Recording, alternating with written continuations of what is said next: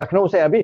खान साहब, ये एक जो आज 7वें चरण का मतदान हो चुका है, एम ए खान साहब, एक तो अभी भी जी क्या आप वो 350 और जो है 315 वाले पे एग्जिट पोल को देखने के बाद भी क्या अभी स्टैंड कर रहे हैं अपनी बात पे, एम ए खान साहब?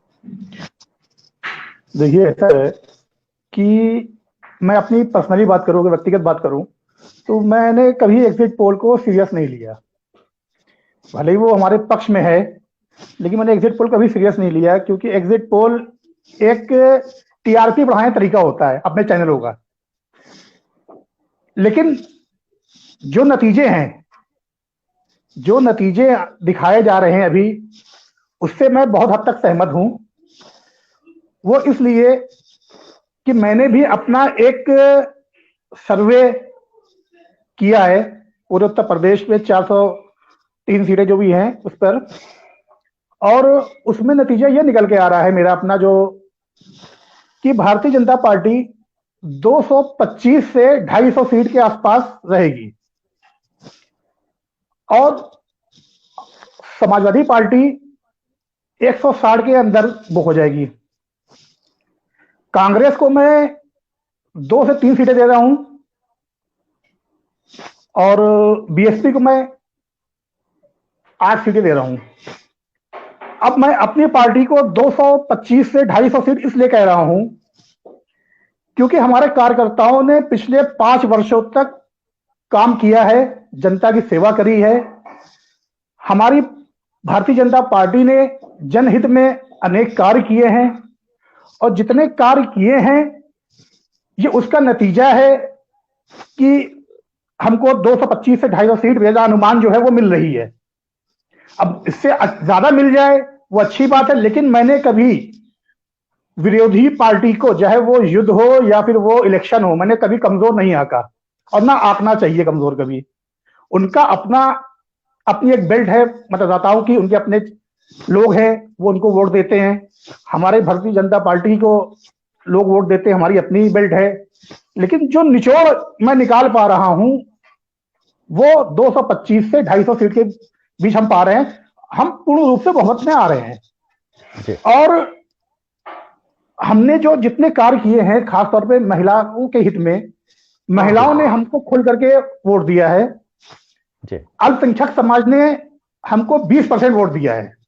मैं 20% बोल रहा हूं, अल्पसंख्यक समाज में खासतौर पर मुस्लिम समाज। 20%? जी जी, हालांकि उन्होंने लाभ तो उठाया 40%, लेकिन वोट 20% दिया खाली हमको। योजना में लाभ 40% तक उठाया है, लेकिन वोट जो दिया है वो मुझे 20% दिया है। इस प्रकार से 250 सीट के आसपास हम आ रहे हैं, और इंशाल्लाह 10 मार्च को आप देखेंगे जो नतीजा आएगा वो हमारे फेवर में आएगा, और सरकार हमारी बन रही है। हाँ, अब इस नतीजे के बाद समाजवादी पार्टी के जो मुखिया हैं अखिलेश जी, उनको अपने आगे के राजनीतिक कैरियर पे विचार करना पड़ेगा। और हमारे भाई, हमारे अजीज सगीर साहब बहुत अच्छे व्यक्ति है, मैं इनको दिल से बड़ा मोहब्बत करता हूं इनसे। ये अपनी पार्टी में थोड़ा ऊर्जा लाएं। प्रियंका गांधी के आने से या राहुल गांधी के आने से कुछ फायदा नहीं होना इनकी पार्टी को, जब तक ये किसी बाहर वाले को अपनी पार्टी में मौका नहीं देंगे। ये परिवारवाद की राजनीति से बाहर निकलना पड़ेगा। परिवारवाद की दे देंगे भाई, आप लोग ले जाते हैं, लोग तैयार करते हैं। परिवारवाद की पॉलिटिक्स से बाहर निकलना होगा। राष्ट्रवाद की पॉलिटिक्स करने से ही आगे अवसर मिलेंगे, चाहे किसी कोई पार्टी हो। हम लोग राष्ट्रवाद की पॉलिटिक्स करते हैं, जनसेवा करते हैं, इससे जनता हमको चुनती है। अब आप उसको कुछ बोल दीजिए कि सेटिंग हो गई है, ईवीएम हैक कर लिया है, ऐसा कुछ नहीं होता है। जनसेवा का प्रसाद हमको मिला है, वो प्रसाद हम ग्रहण कर रहे हैं, और 10 तारीख को इंशाल्लाह हमारी सरकार बन रही है। चलिए, बहुत अच्छी बात की, बहुत अच्छा आकलन किया। राष्ट्रवाद में भी तो काफी दिक्कतें हैं, क्योंकि राष्ट्रवाद से फिर जो है पहले राष्ट्रवाद की बात होती है, फिर धर्मवाद की बात चली जाती है, फिर हिंदुवाद आ जाता है। तो राष्ट्रवाद का तो तमाम जो है डाइवर्जन होते रहता है। देखिए, धर्म की बात की आप कर रहे हैं बात, तो हर व्यक्ति को पूरा अधिकार है अपने धर्म को ऊंचा रखे। और चलिए, दूसरी बात, जो व्यक्ति अपने धर्म की इज्जत नहीं करेगा, दूसरे धर्म के व्यक्ति की इज्जत नहीं कर सकता। इसलिए पहले आप अपने धर्म की इज्जत करिए। जो व्यक्ति अपने पिता की इज्जत नहीं देगा, दूसरे पिता को क्या इज्जत देगा? बहुत अच्छी बात कही। चलिए, अब मैं सोहेल हिंदुस्तानी जी के पास चलता हूँ, लेकिन उससे चलिए एम ए खान साहब जी। सगीर साहब ऐसा हो जाएंगे अगर ये एग्जिट पोल सही निकल गए तो। हाँ, देखिए, सगीर साहब जैसा कह रहे हैं, तो जब कोई बैट्समैन बैटिंग करने के लिए स्टेडियम में पिच पर जाता है, तो मुझे बोल रहा था मैं सेंचुरी मारूंगा, लेकिन जब वो ऑन पिच होता है, जब पिच पर होता है, सामने बॉलर होता है, आसपास फील्डर होता है, तो वो लगता है यार जुमलेबाजी की सरकार है तुम्हारी। देखिए जुमलेबाज, फड्डेबाज, ये सब कांग्रेस को शोभा देते हैं, जिन्होंने इतने स्कैंडल कर डाले हैं कि अगर वो सुनिए, इतनी पूंजी इकट्ठा कर ली आप लोगों ने कि आप लोग आजीवन अगर हारते भी रहेंगे ना तो आपका खाता चलता रहेगा। तो आप सुनिए, एक मिनट सुनिए, 15 लाख जुमला है, जुमला। मुझे 15 लाख नहीं, मुझे 30 लाख मिल चुका है। सब प्रत्येक भारतीय को 30 लाख से ऊपर मिल चुका है और वो एक्सेप्ट करते हैं। आप लोग तकलीफ की होती है, तकलीफ सबसे ज्यादा आपको होती है। अरे भैया खान साहब होता तुम लोग कितने, आज हिंदुस्तान में, आज विश्व में हिंदुस्तान इस मुकाम पर है कि वो 15 लाख बहुत पीछे छूट चुका है। मुझे गर्व है अपने भारतीय होने पर, मुझे गर्व है अपने प्रधानमंत्री पर। मोदी जी से लंबी फेंक रहे हो। टिकट दिया ये आपकी सोच है, ये आपकी सोच है, क्योंकि आप देखिए, आप पहले यूपी से खत्म हो चुके हैं, आप पूरे हिंदुस्तान से खत्म हो चुके हैं, अब आप उत्तराखंड से खत्म होने जा रहे हैं। उत्तराखंड में पहले खत्म हो चुके थे, आगे भी उत्तराखंड में आपको कोई चांस नहीं है। और दूसरी बात सुनिए, दूसरी दिल्ली में खत्म हो गए, राजस्थान में खत्म हो गए। पंजाब की बात आप कर रहे हैं, सुनिए पंजाब की बात कर रहे हैं, तो पंजाब में हमारे सहयोगी पहले अकाली दल था, उनके साथ गठबंधन में थे। बताना, सुन लीजिए, खेल किस तो आपका खत्म ऑलरेडी हो चुका है, हमारा खेल तो चल रहा, चलता रहेगा।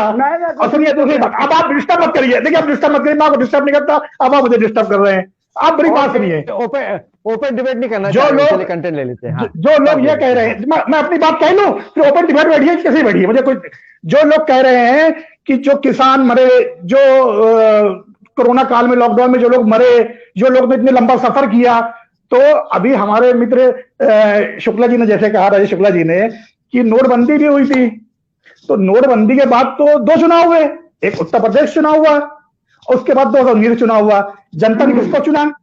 जनता ने किसका साथ दिया? जनता बेवकूफ नहीं है। ममता का बंगाल में, यहाँ मैं बात कर रहा हूँ उत्तर प्रदेश की, मैं बात कर, देखिए बंगाल में हम पहले भी नहीं थे, 3 सीटें थी, बंगाल में पहले भी नहीं थे। आज बंगाल में हम सम्मानजनक स्थिति में है, आज हम सम्मानजनक स्थिति में है। दिल्ली में 3 से 75 सीटें आज बंगाल में हम सम्मानजनक स्थिति में है। दिल्ली में कांग्रेस सफाया हुई 0। सगीर साहब, आप ये बताइए, आप बंगाल में स्थिति में है, बंगाल में आपकी क्या पोजीशन है? आपसे अच्छी पोजीशन हमारी है, आपसे अच्छी पोजीशन बंगाल हमारी है। जबरदस्त गेन किया आप कहाँ है? कांग्रेस का यूपी गेन कर पाएगी इतना? आप बंगाल में, सगीर साहब बंगाल में आप कहाँ है? गेन कर पाएगी? अरे बंगाल को चुनाव बात हो रही है यूपी की, अभी चुनाव के पीछे की तरह, आप पीछे की तरह, तो आगे की तरह। भाई मैं बात यूपी की, मैं बात यूपी कर रहा हूँ, आप बंगाल को लेकर बीच में आ रहे हैं। आप सुनिए बड़ी बात, जनता भारतीय जनता पार्टी से खुश है। यूपी पे 25 गुना, यूपी में रहते हैं। देखिए भाई, एक मिनट देखिए, यूपी में, बंगाल के अंदर आपका यूपी में, देखिए यूपी में आप कह रहे थे कि बंगाल को लाते हो, बंगाल में आके आपको तकलीफ क्या है भाई? बंगाल में बीजेपी की 3 से 75 सीटें आई, 3 से 25 को गुणा करो, 25 गुना ज्यादा सीटें आई बीजेपी की। वहाँ कांग्रेस साफ हुई थी, कम्युनिस्ट साफ हुई थी, और MIM साफ हुई थी, ये पार्टी साफ हुई, उनको दुख करना चाहिए। बीजेपी की दुखी होगी, बीजेपी तो लीडर में अपोजिशन में आ गई, अब के बाद इंशाल्लाह आ भी जाएगी, बंगाल में बना लेंगे। ममता जी ने क्या कर लिया? ममता जी की सिखा के, ममता जी को मुबारक। देखिए जनाब अली, और क्या हाल है, आप सोचिए, ये प्रोजेक्टेड है, किसकी बात कर रहे हो? अपनी अपनी से आगे पीछे इधर उधर मत देख।